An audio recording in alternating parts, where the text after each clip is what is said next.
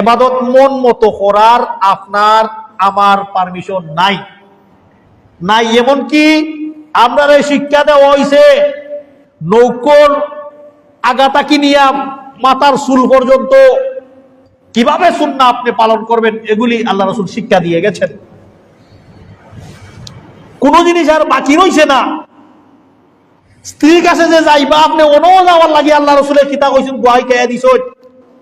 বাথরুমে যাইবা একবারে নাফাক জায়গা অন্য যে যাইবা কিরকম এটাও আল্লাহ রাসূলের খাইয়া দেয়া গেছেন।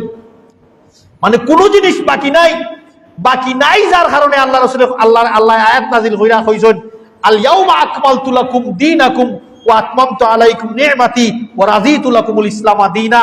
বাকি নাই এর লাগিও আল্লাহ রাসূলের সাহাবা হলতরে কইছেন আমি তোমার কাছে আমার দিন পরিপূর্ণভাবে পৌঁছায় দিছিনি।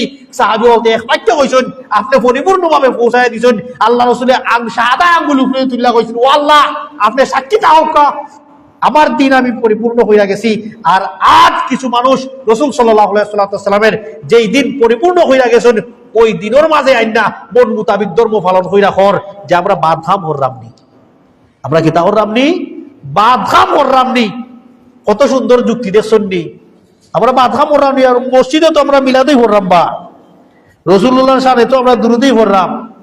আমরা তো কোরআনের কত হররাম বা আমরা তো সিন্নি হররাম বা